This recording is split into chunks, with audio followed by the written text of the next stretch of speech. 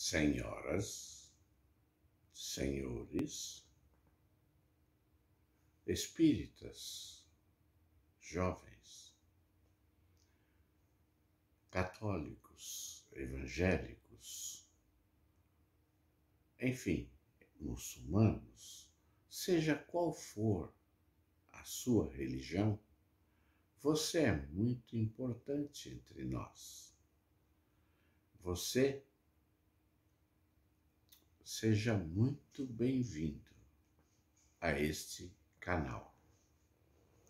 Estamos aqui apenas para agradecer e estudarmos um pouco o livro dos médiuns.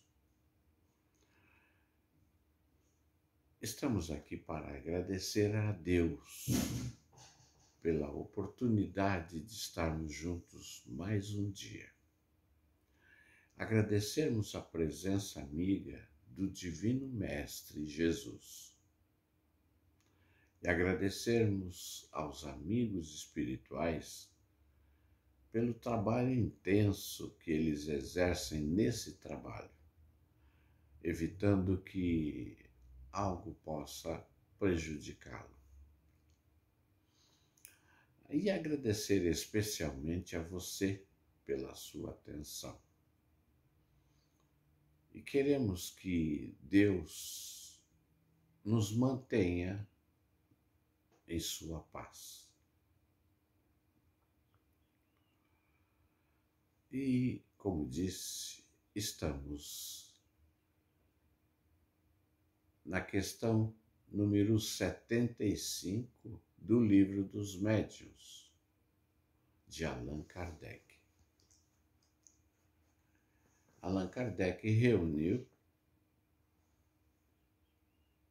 em 1760, mais ou menos, e reuniu espíritos e compilou diversas obras. Uma delas foi o Livro dos Espíritos, a segunda foi o Livro dos Médiuns. Então, nós estamos na questão de número 75.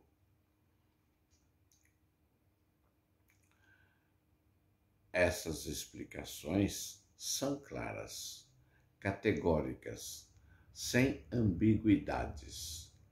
Delas, ressaltam o ponto capital de que o fluido universal que encerra o princípio da vida é o agente principal das manifestações e que esse agente recebe seu impulso do espírito, quer seja encarnado ou errante. O fluido condensado constitui o perispírito ou invólucro semimaterial do espírito. Na encarnação, o perispírito está ligado à matéria do corpo. Na erraticidade, está livre. Quando o espírito está encarnado, a substância do perispírito está mais ou menos fundida com a matéria corpórea, mais ou menos colada a ela, se assim podemos dizer. Em algumas pessoas, há uma espécie de emanação desse fluido, em consequência de condições especiais de sua organização, e é isso, propriamente falando, que resultam os médiuns de efeitos físicos. A emissão do fluido animalizado pode ser mais ou menos abundante e sua combinação mais ou menos fácil, e daí os médiuns mais ou menos possantes. Mas essa emissão não é permanente, o que explica a intermitência da força. Façamos uma comparação. Quando queremos atingir alguma coisa situada à distância de nós, é pelo pensamento que o tentamos. Mas o pensamento sozinho não poderia realizar o nosso intento. Precisamos de um instrumento que o pensamento dirigirá. Exemplo, um bastão, um projétil, um assopro, etc. Note-se ainda que o pensamento não age diretamente sobre o bastão que precisamos pegar. A inteligência, que é o próprio espírito encarnado em nosso corpo, está unida ao corpo pelo perispírito e não pode agir sobre o corpo sem perispírito, da mesma maneira que não pode agir sobre o bastão sem o corpo.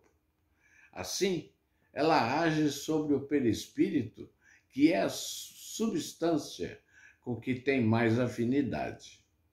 O perispírito age sobre os músculos, eles fazem a mão pegar o bastão e o bastão atinge o alvo. Quando o espírito não está encarnado, necessita de um instrumento que não pertence ao seu organismo. Esse instrumento é o fluido, com o auxílio do qual torna o objeto apropriado a realizar o impulso da sua vontade. 77. Quando, pois, um objeto é movido, erguido ou atirado no ar, o espírito não o pegou, não o ergueu, nem o atirou como nós o fazemos com as mãos. Ele o saturou, por assim dizer, como o seu fluido combinado com o do médium.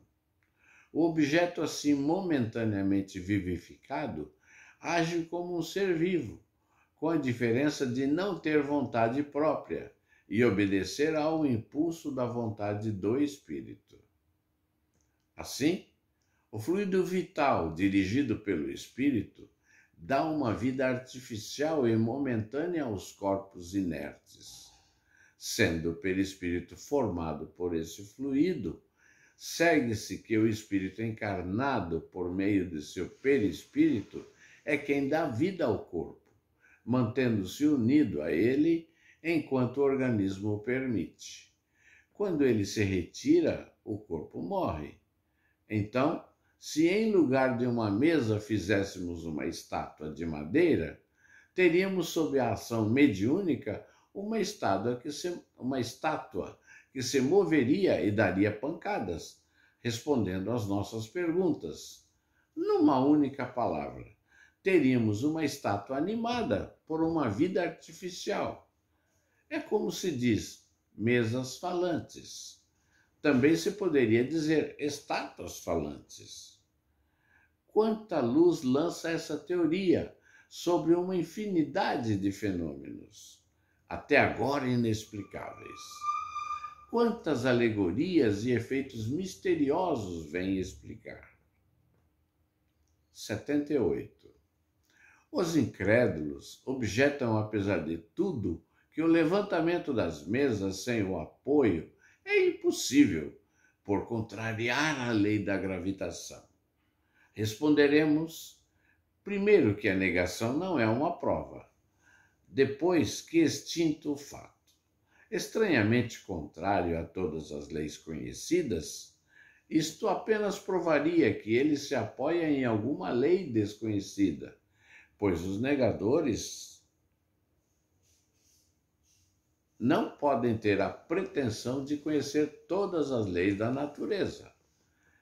Explicamos essa lei, mas isso não basta para que eles a aceitem, pois a explicação é dada por espíritos que deixaram as vestes terrenas, em lugar daqueles que ainda as têm e envergam o fardão da academia.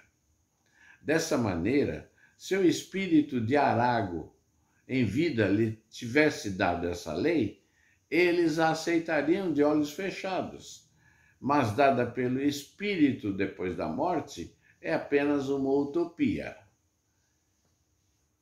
E isso por quê? Porque a morte de Arago é para eles absoluta?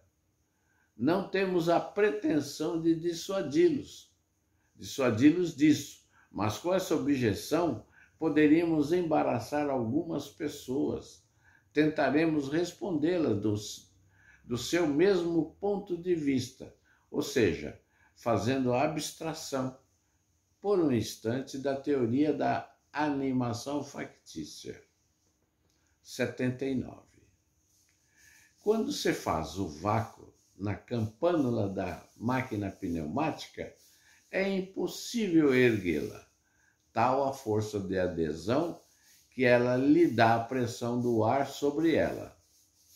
Deixando-se entrar o ar, a campânula se eleva com a maior facilidade, porque o ar de baixo contrabalança o de cima. Entretanto, abandonada a si mesma, permanecerá no prato, em virtude da lei da gravitação. Comprima-se, porém, o ar interior, dando-lhe uma densidade maior que o de cima, e a campânula se levantará, apesar da gravitação. Se a corrente de ar for rápida e violenta, ela poderá manter-se no espaço, sem nenhum apoio visível, como os bonecos que giram sobre os jatos de um repuxo. Porque, pois, o fluido universal, que é o elemento básico de toda a matéria, acumulando-se em torno da mesa, não teria a propriedade de aumentar ou diminuir o seu peso específico relativo, como faz o ar com a campânula, o hidrogênio com os balões, sem que fique derrocada a lei da gravitação? Conheceis todas as propriedades e toda a força desse fluido? Não? E então, como negar um fato que não podeis explicar? A questão de número 80 deixaremos para amanhã, se Deus assim o permitir. Agora, se você tenha ficado curioso, é muito simples resolver essa questão. É só baixar em PDF no seu celular, no seu tablet ou mesmo no seu computador o Livro dos Médiuns de Allan Kardec. E assim estudaremos juntos. Eu faço esse convite a você. Vamos estudar juntos o Livro dos Médiuns de Allan Kardec. Pode ter certeza, estaremos em boa companhia. Quero fazer um brinde à sua saúde, ao seu trabalho e ao seu amor. Deus o abençoe e mantenha na sua paz.